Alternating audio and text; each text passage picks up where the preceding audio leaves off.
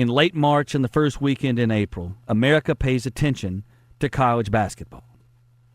And that's unfortunate because I feel like that I had an opportunity to witness the golden age of college basketball, from Larry Bird and Magic Johnson all the way up through the 80s.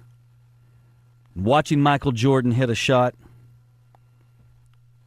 to win a national championship, watching those Georgetown teams of the 80s lose and win. That was the golden era of college basketball, in my opinion. You only had the one or maybe two games a week, and you were locked into those games. And the regular season still meant something as it headed into the tournament.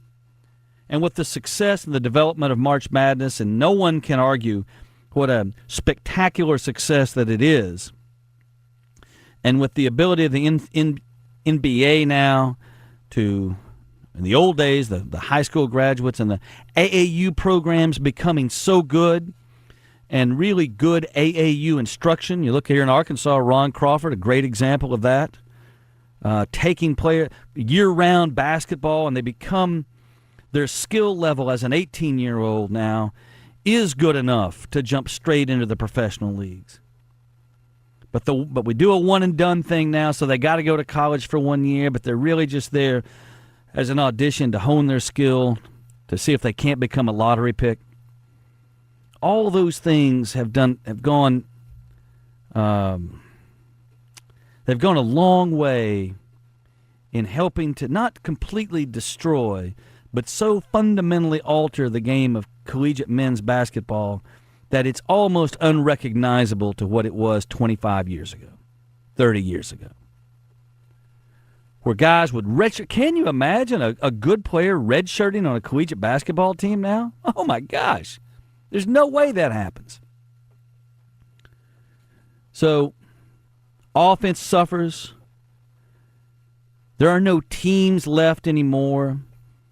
Watching set plays and an offense get into a rhythm doesn't exist anymore. Shooting percentages have plummeted.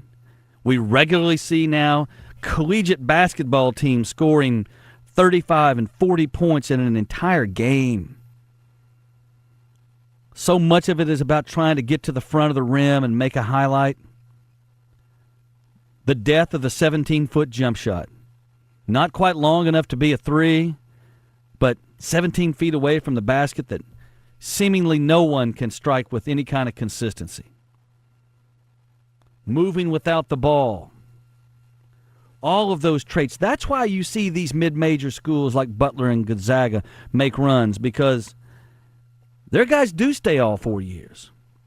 You don't see any 5-stars. Nobody goes to be a one-and-done at Gonzaga.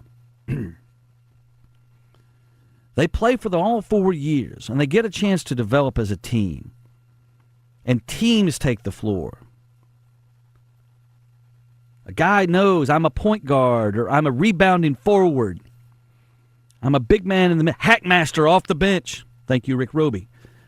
All of those things have gone a long way to really diminishing the game that I really enjoyed as a child, enjoyed watching, would get excited about. And I, like the rest of America, will get caught up in March Madness. Even though the Razorbacks have been irrelevant for so long, for a decade now. There was a time, of course, when the entire state would come together. Where were we going? Were we a 1 or a 2? States like our identities were developed during that period of time. Lots of work productivity went by the wayside. People watching their game at their desks or filling up local pubs. So I'm like everybody else. I'll get caught up in March Madness, and I look forward to it, and I enjoy it. But I shed a tear for the death of the Big East, and really, in a bigger sense, the death of collegiate basketball. The two-hand chest pass, and the really crisp move coming off a screen, the quick setup, the turn, and the elevate and the jump shot. And the skill level is spectacular. There's no doubt about it. But the game isn't as good. You just, for whatever reason, it just doesn't seem like that in spite of all the tremendous athleticism that's on the floor now for young kids, the game isn't as good. The team isn't there. The well-coordinated rebound and quick, fast break, or the setup and watch a guy curl through across a double screen only to pop a 17-foot jump shot with real consistency. Breaking a zone. Now teams can go into a fairly passive 2-3 zone, pack it in the middle, and watch the iron clank when a young man tries to hit a 17-footer. Kablonk. So, wow, I have really went off on this. I've got some issues. I got to get some couch time in somewhere.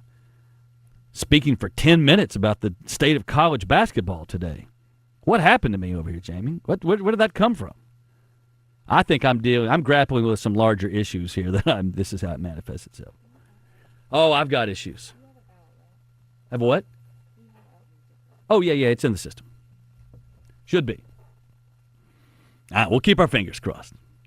Well, I think I should send every listener a check or something for. It's why they call it dope. Yeah, I should probably apologize too. Sorry. This has not been my day, y'all. Hey, you're fine. You're A-okay over there. The new kid has. That is a good point, Cammie.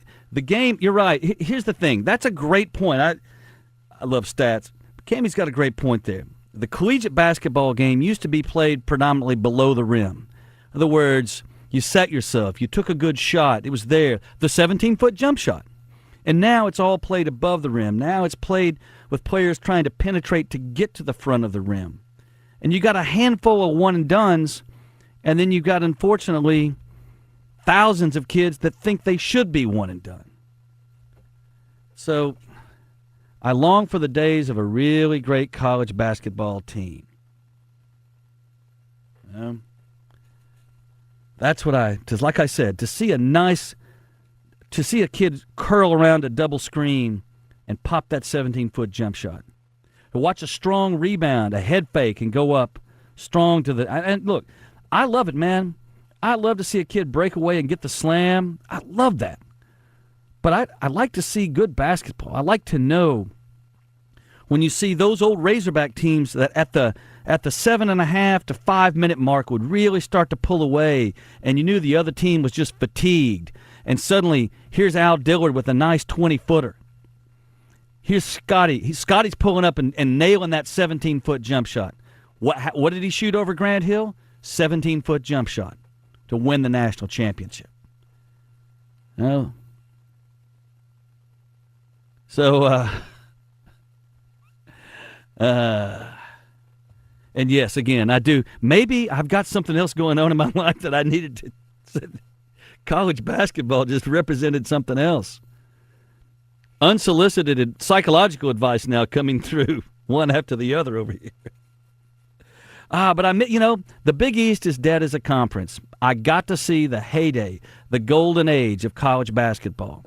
From Larry Bird and that great Indiana State undefeated run, meeting up with Magic in the finals, Indiana State screwing us. U.S. Reed did not travel. He was tripped. Never forget it.